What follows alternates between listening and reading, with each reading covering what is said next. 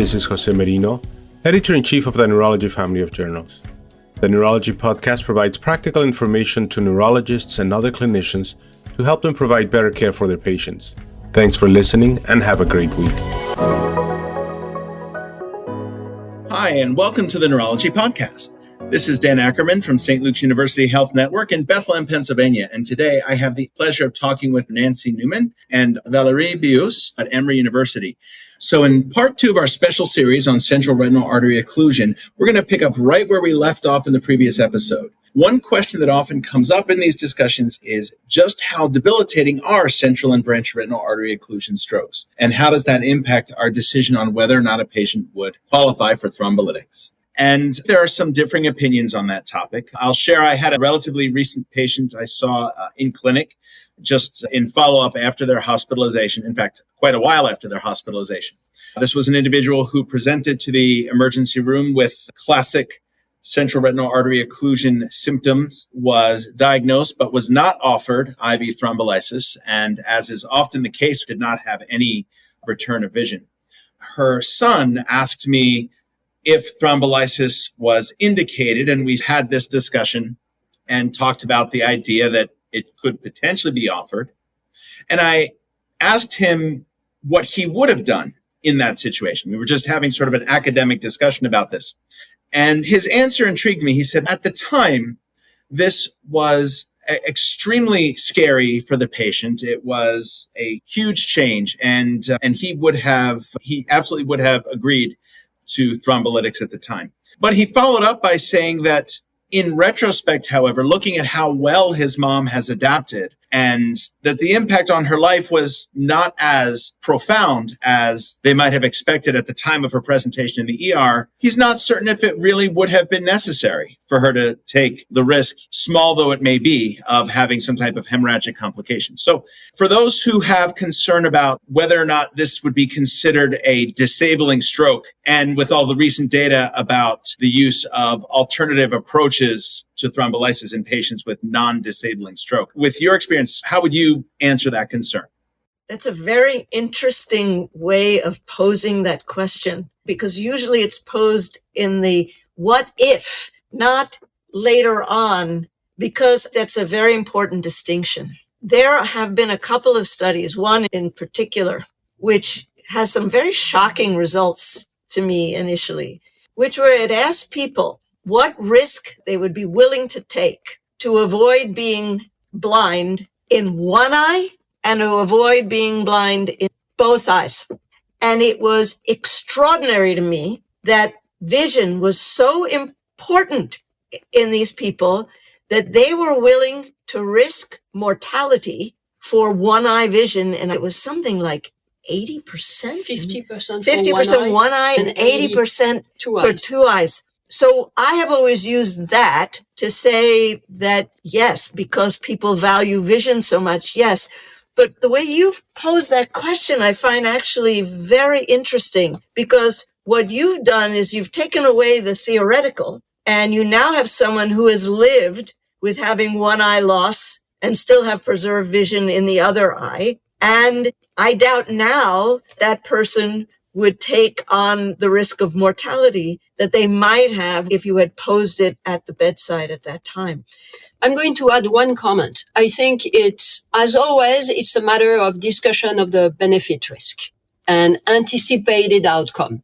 We know that the outcome is not going to be good in the vast majority of cases, such as in your patient. You need to take two aspects in consideration. One is, what does the other eye look like?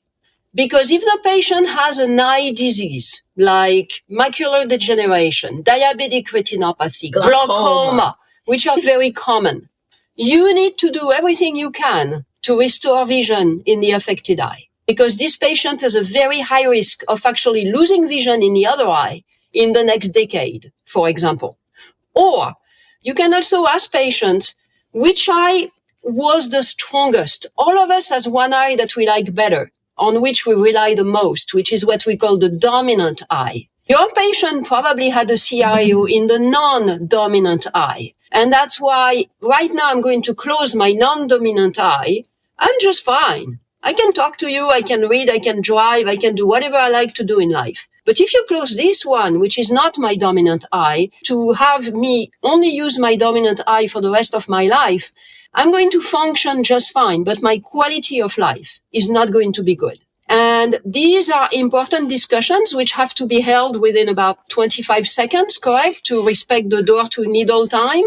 But you're used to making big decisions like that as a stroke neurologist, but we need to keep that in mind. And then we need to really ask patients, what's your expectation from a vision standpoint? Because as Nancy mentioned, for some patients, vision is what matters the most. I'd rather be in a wheelchair personally and have two good eyes than being on my legs with one bad eye. But that's very personal. It's because of what I like to do. And I think this is why it's such a difficult situation, because we are off-label, and therefore we need to dig even further into those considerations. One of the problems that we've had forever with those clinical trials is that when you do the NIH stroke scale in someone who has just acute CRAO, they are doing very well, correct? And all the disability scales that we use to evaluate the outcome after treatment of acute stroke are pretty much not affected or very little affected by acute vision loss of one eye. So you can't follow your usual thinking process. Just think about that. Ophthalmologists go beyond what you can imagine in terms of intervention to save one eye. The way a nephrologist would go beyond anything you can imagine to save one kidney. It's the state of the other one that's going to help you decide what you really want to do. It's also interesting to remember that the risk, when you talk about risk benefit, the risk of what you guys have been doing for decades now, as far as intravenous thrombolytics, is actually not very high. And it's probably less of a risk in the eye because you don't run that risk of hemorrhagic conversion that you do when you're giving it for an acute stroke. It doesn't happen in the eye. So if anything, if it's done in the right way by skilled people, the risk is actually not very high. Really, a couple of very interesting points. Thinking about the dominant and non-dominant eye is something that we're really not very well trained in neurology. We certainly do that all of the time with whether people are right-handed or left-handed, although even that, however, is interesting. If one has a stroke impacting their non-dominant hand, that may affect their life somewhat less than a stroke affecting their dominant hand. But at the same time, they will have to adjust and work and specifically take steps to rehab that hand because it's not natural for them to use it all of the time. A stroke impacting their dominant hand certainly can really ruin your day in a completely different way. But your life is already programmed, your lifestyle, your brain is already pre-programmed to use that dominant hand for everything. So in theory, you're going to work it quite a lot more.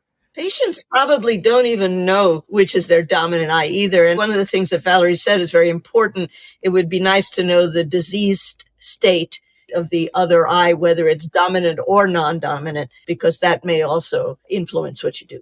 Oh, absolutely. You brought this up a few times now, this sort of risk-benefit discussion. So based on your knowledge of clinical trials and the natural history of this disease, without thrombolysis, what would we or what should we expect with regard to any return of vision in an eye affected by BRAO or CRAO? And how does systemic thrombolysis, IV thrombolysis, impact that return of vision, if we know that? We don't know as well as we would want to. Or that we thought we knew. Or that we thought we knew indeed before the most recent clinical trials. Usually, a patient with an acute CRAO or a BRAO that is affecting the central vision too, the macula, will have profound vision loss in one eye. And profound vision loss means you can't read, you can't walk, you can't ambulate or do anything with just that eye open. Okay? And glasses magnification does not make it any better. So you're really functionally blind with just that eye. We know from all the retrospective studies, meta-analysis, that between 10 and 20% of patients will have some spontaneous visual recovery. And the official number is 17, which comes from meta-analysis. And when I say visual recovery, visual improvement, vision gets better to the point that you can do things with your eye, but not normal vision, not necessarily reading vision or driving vision, not functional vision. And so based on that very low probability of spontaneous recovery, most clinical trials have been designed to measure a moderate effect. We were not anticipating magic recovery. We were not expecting all patients to recover dramatically. And we have been disappointed by the two clinical trials that were recently completed, one from France called TEIA, which is published, one from Norway called 10-CRAO, which is not published yet, but was presented at the various stroke meetings earlier this year. Both clinical trials have shown the exact same result, in which visual recovery in the thrombolytic treated patients received IV thrombolysis within 4.5 hours of vision loss. Visual recovery was about 65% at 1 month, which is pretty good, correct? And so you say, wow, we went from 17 to 65. I love it. I'm giving thrombolysis to everyone. I know I am, for sure. Yeah, me too. The problem is that in the control group, which was 300 milligram oral aspirin, the visual recovery was between 45 and 48%. Big surprise, correct? We don't know where this is coming from. And therefore, the primary outcome is not met. And therefore, both studies are, quote, negative. So in addition to that, the two studies were completely underpowered. Each one, the French study included 70 patients, 10-CRAO study included 78 patients. They were randomized 1-1 thrombolysis versus aspirin 300 milligram. They lost a few patients as expected in this kind of study, and so the numbers at the end are very low. And so some people have said the studies are negative, we shouldn't do it. The truth is we need to say the studies are underpowered and we should not conclude. We should not make any negative conclusion. The truth is 65% versus 48%, I would still take it because they both showed that it was safe with one caveat.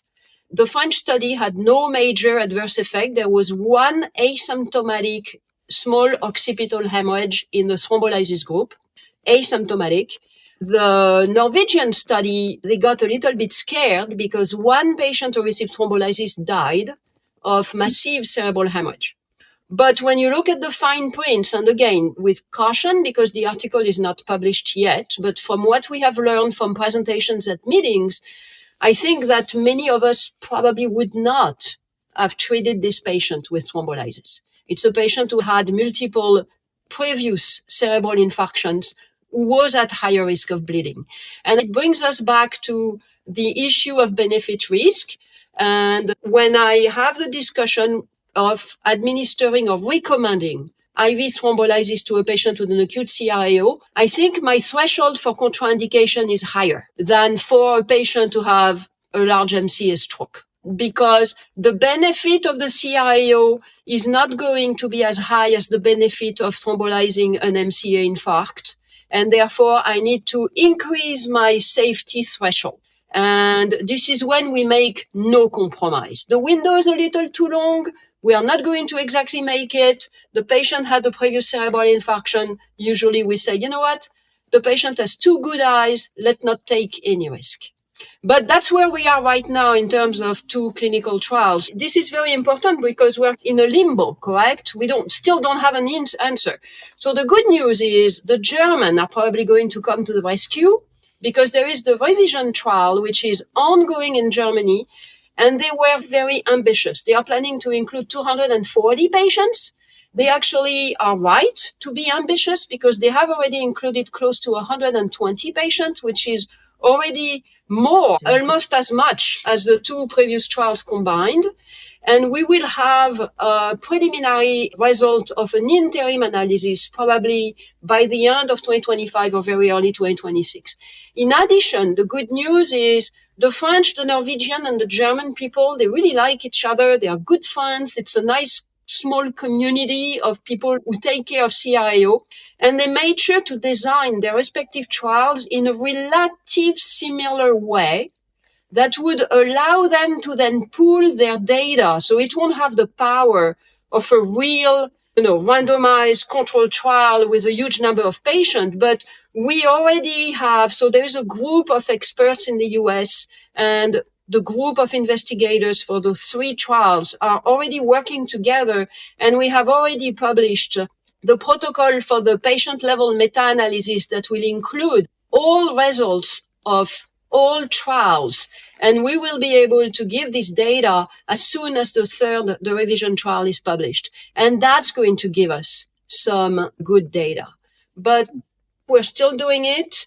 Some parts of the world are very skeptical and want to wait for the result of the German trial. I want to give a big kudo to the Kaiser Permanente group in the US, which is a very nicely organized healthcare system. And when I say nicely organized, I mean they really are good at coordinating care. They share only one electronic medical record. They talk to each other. They don't have issues with insurance approval, and they have their own emergency departments in some parts of the country. The Kaiser Permanente in North California is a powerhouse that has installed one camera to take fundus photographs of the back of the eye in 21 emergency departments, in every single emergency department from Kaiser. And they did that already a few years ago. And they have been offering the diagnosis of CRAO remotely to hundreds of patients. They have data on about 800 CRAO patients. They not all received thrombolysis by far, but right now in the country, they are the medical group who is able to provide the fastest care for patients with acute vision loss, and they have the highest number of intravenous thrombolysis within 4.5 hours of vision loss. And their safety results are fantastic. They use tenecteplase in most situations. They follow the exact stroke protocol, and safety is okay. And therefore, in the right patient who is highly motivated and wants it, we should do it because the alternatives are very limited. And if I can loop this back, I'm just as excited as she is about this. I still haven't given up on it, but I'd like to loop it back to the very first topic that you began this conversation. And that is to do all this. Number one, you need the correct diagnosis. And number two, you have to be there fast enough. And often those two come up against each other in a bad way. And we have published recently several situations in EDs where ED doctors and neurologists have been so excited about receiving someone who they were sure had a CRAO that they empirically treated with IV thrombolytics, and they were retinal detachments, vitreous hemorrhages, everything but a CRAO or a BRAO. And so it comes back to absolutely needing to make the correct diagnosis if you're going to be enthusiastic about a new treatment that is specific to that diagnosis. It certainly sounds like we've come a long way, but we have a long way to go before this is completely settled. But I particularly appreciated, Valérie, your description of this, the way that we're going to be able to look back and combine this data and use the strength of international groups, combining their data and cooperating together. It reminds me of the early days of thrombectomy and 2015 when all those trials were coming out. But then it was the pooled information that set the stage and really legitimately changed the face of stroke, really changed the standard of care. I'm hopeful perhaps we'll get there with CRAO and BRAO sooner rather than later. Although it turns out I love to run for a stroke alert and get there and give lytics when appropriate. I enjoy that part. But in the aftermath, one of the things that we have to do is take a look at etiology. And classically, again, just thinking about training for the boards, training for questions, okay, a patient presents with symptoms of CRAO or BRAO that we presume to be vascular and non-inflammatory in origin. What's the first thing you do? And it's, we'll get that carotid Doppler ultrasound because it must be the carotid. And I've got to be honest, at least in my clinical experience, it's almost never just the carotid. or very rarely. Sometimes it is, but certainly not with the kind of regularity that I would expect from the way that we're trained in it. Is this really something, is this usually a function of microvascular disease? Can it be embolic? Should we be looking at this the same way we look at any stroke, depending on risk factors? How do we work this up? Let's take us back to technology. I think probably the reason you think that way too was early on, that's really the only thing we could look at was the early carotid ultrasounds. There's a lot of plumbing before the last pipe. So there's ways now to look at the heart that are so much further advanced, ways to look at the aorta and the other great vessels that are so far advanced. And then the idea of if you actually see an embolus, that's very helpful because you know it has to be somewhere along the pipe. Small vessel disease for a CRAO is not in the picture. Most of the data we have on the causes and mechanisms of acute CRAO comes from very old retrospective studies published by ophthalmologists. And all ophthalmologists were doing is two things. One, you need to rule out giant cell arteritis unless you see an embolus. If there is an embolus, it's not GCA. But if there is no embolus, it's GCA, or it could be. And two, they would do a carotid ultrasound as an outpatient 2 or 3 weeks later, whenever you have a chance. And the patients who didn't die in the meantime or didn't have a recurrent stroke had a normal carotid or an abnormal carotid, and that was it. Okay, if the patient got an EKG, they were lucky. This is really old, but the problem is this has been brought forward in every single book chapter and even for the boards, as you say. So you'll be happy to hear that this is not a correct answer on the ophthalmology board anymore. Yes, it changed. Nice. I'm stoked. The correct answer is very simple. A CRAO is a stroke. That is an ischemic stroke. Now it's yours. You're a stroke neurologist. You do the standard workup for any ischemic stroke you may see. Everything, including the long-term cardiac monitoring looking for atrial fibrillation if the initial acute workup was negative. And indeed, many publications over the past 5 years have highlighted how common atrial fibrillation, paroxysmal atrial fibrillation is as a cause of acute CRAO. And the reason we didn't know that is because no eye care provider would ever get long-term recording for a patient with a CRAO. And so it was really circular reasoning. But I want to add one detail, which is the stroke workup will vary, obviously, depending on where we are in the world and even from an institution to another based on local resources. But everybody is pretty much on the same page. We need to look for a source of embolus.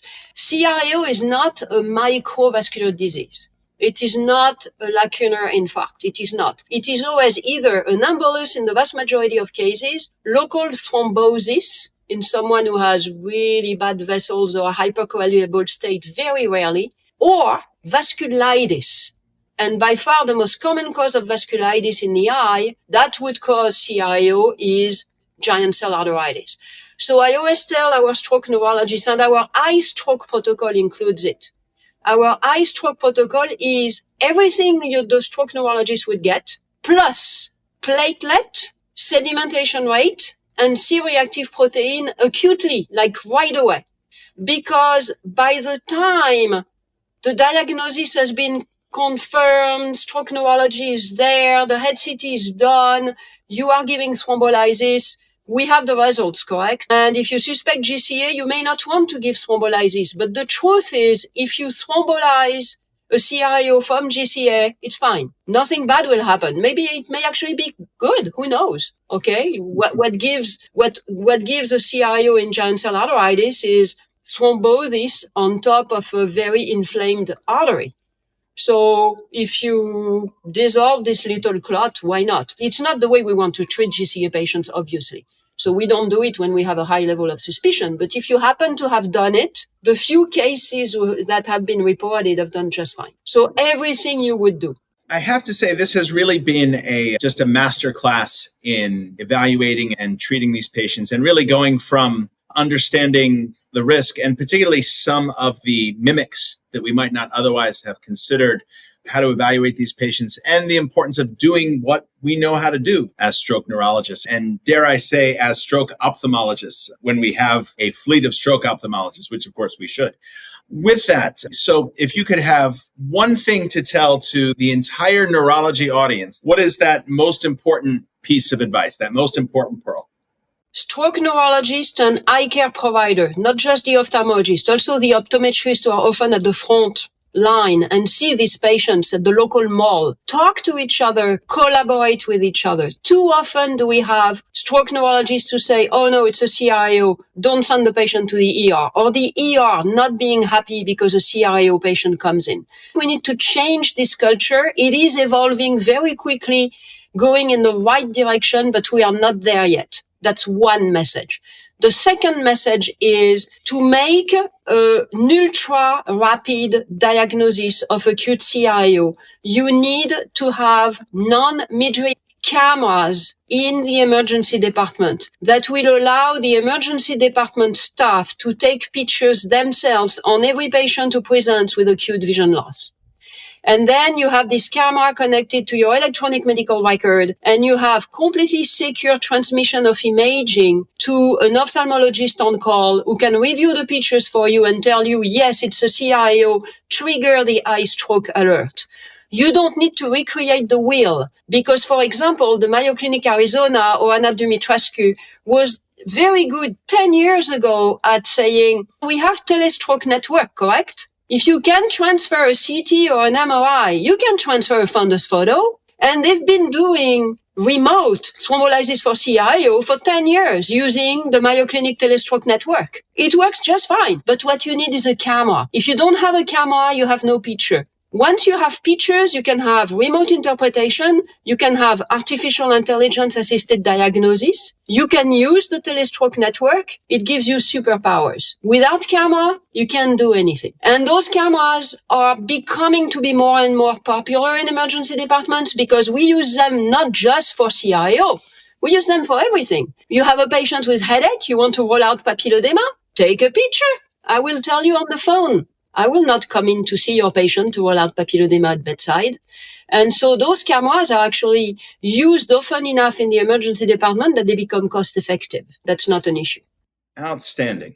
Thank you so much for tuning in. If you have not already listened to part 1 of our 2-part series on central retinal artery occlusion, please make sure you go back and listen to that first part of our conversation. And those of you who would like to take the opportunity, again, both Nancy and Valérie are extremely well published in this regard. Perhaps a place to start is their article, Thrombolysis for Central Retinal Artery Occlusion in 2020. Time is vision. Although a good PubMed search will get you a plethora of information to look at. Thank you so much for being with us today. Thank you for having us. Yep, our pleasure. This is Stacey Clardy, your podcast editor. If you've enjoyed the podcast, please take a few moments to subscribe, rate, and review the Neurology Podcast through Apple Podcasts, Google Podcasts, Spotify, or wherever you listen. And remember, you can always head to neurology.org/podcast for our full list of past episodes. Or you can also search by keyword in your podcast app for any neurology-specific topics you want to learn about.